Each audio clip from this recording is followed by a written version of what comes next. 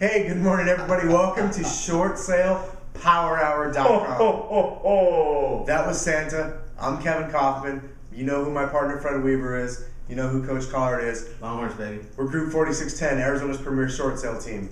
You agree with that, Santa?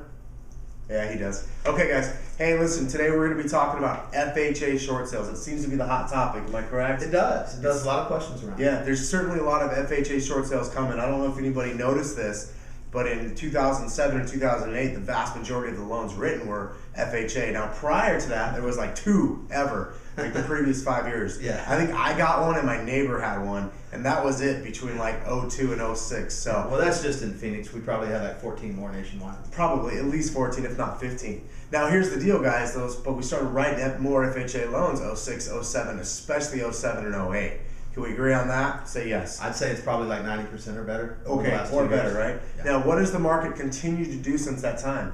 It's continued to decline in Foreclosure. value. And so what does that mean? Naturally, it means we're going to be challenged and faced with more FHA short sales as we go into 2010. Yeah. And that's a different beast than your typical short sales. If you don't already know that, haven't experienced an FHA short sale yet, you're going to need to learn that process. You know what's interesting though, and I'll just throw this out Yeah. as a caveat. When I was in the loan origination game, people steered away from originating FHA loans because they were so labor and paperwork intensive. Wow. And you had all these hoops to jump through. Okay. It's amazing how different that is on the short sale side. An FHA short sale is a lot more streamlined. Oh, it's And it's time specific, so It you got a is. better shot at it. Absolutely. He mentioned the word streamlined. I'm going to use boxed, actually, is the word. Now, I'm okay with that box because it's functional right now, although sometimes it's not, and we're going to see a lot more challenges in 2010. So For sure. I'm going to give you a high-level overview of how the FHA short sale process works. Try to follow along, and I'll do my best to slow down for you though, and bring out as much information as possible. So We're all ears, brother. you ready, Santa? Okay, here we go, and break it off. So FHA short sale actually works exactly the same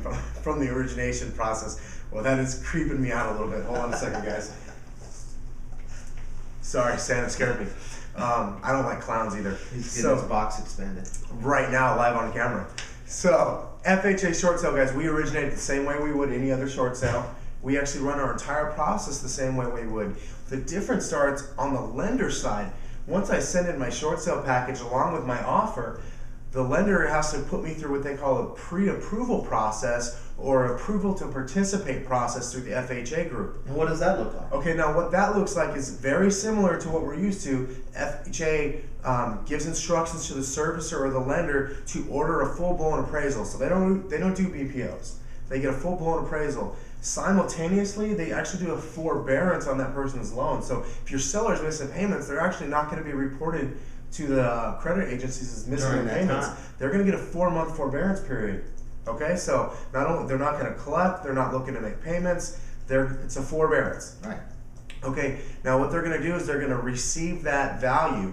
That value is going to come back from the appraiser, and we're going to call it $100,000 for the sake of an example. Okay. Easy numbers, yeah. Now we're going to talk about Coach Collard here is going to talk about the numbers that get approved to complete a short sale, if you will, or what the percentages of that number looks like here in a second. But essentially, they're going to come back, you're going to give them all your documentation like you normally would in a short sale, and then they're going to issue a pre-approval letter if you meet their guidelines or their what I'll call their box of an FHA short sale. Got it. Coach, do you want to talk about the net proceeds part of that? Yeah, before we do, let's clarify that there. Is that working with FHA or is that the FHA guidelines within the lender? You're still working with, say, Wells Fargo? Yeah, no, that's actually FHA guidelines, but Wells Fargo, if you will, within the lender. I'm still going to communicate with the negotiator at Wells Fargo. Very important for you guys to know. So that. I'm not going directly to FHA. I'm going to do that through my typical FHA or my typical short sale process. Now, every single lender or servicer out there has their own FHA division. In fact, they're normally specialized FHA negotiators because it is a different process. It's a two-step process. It's the pre-approval process that meets the FHA guidelines. Yep. And then it's the process, the typical one of, well, now FHA's approved us, it still has to go through, as you use Wells Fargo as an example, has to go through Wells Fargo's normal short sale approval process where they issued their own Absolutely. approval letters as well. Okay, so thanks for that. That No was problem. good. To get to the sliding scale, basically, what we're going to talk about is not an absolute number, it's a minimum number. It's the minimum net Yes. proceeds that FHA is looking to receive on the Yeah. loan. So when you're in the process at that point, you're 30 days in, you've engaged with them, everything's good. They're looking for 88% net or better. As it goes out and get to 60 days, they'd accept maybe as low as 86%. You get to 90 days, they'll take 84. Get to 120, they maybe take 82. Beyond that, understand the way FHA operates is that if they decided to continue forward and give you more time, which I don't believe they do generally. I don't believe they do Then if typically. they did, it would require a new appraisal, start the process over in that same time clock again. So, there's some nuances to FHA that conventional doesn't have, and you guys as strong real estate agents running a business need to know that. One last thing before we go, and we're going to wrap it up here in a minute. They'll also incentivize the seller. So the 3 or 4 FHA short sales I've closed, my sellers have actually been given $1,000 from FHA at the close of the transaction. Oh, right on, and that's So- definitely different than most conventional loans. So when you get the pre-approval letter from FHA, it's actually the approval to participate is what it's called.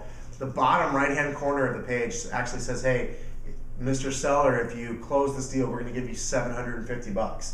But if you close it within, I believe it's a 90-day period, we'll give you $1,000 instead." It always pays to work for the government. Don't tell me they don't want to do short sales. That's where the tart money is, man. Hey, let's wrap this up with. You know what? we're We gonna- got the secret word of the day. Again, guys, remember we're giving these away on 46, Friday. 10 We need flip-flops. you to listen. If you didn't check it out today, watch yesterday's and understand the secret word of the day today. REO Trans. We expect you to put it in your comments down below. That's the only way you're eligible. And don't put secret word REO Trans. Use it in your comment. Talk to you soon, guys. Oh, we're going to close it up. You ready? I'm ready. I don't think our cameraman's ready, but I'm ready. Okay. No, I don't think our cameraman's ready to close it up yet. That's okay. That's okay. So 1, 2, 3. Short sale power hour. Short sale power hour. Crush it.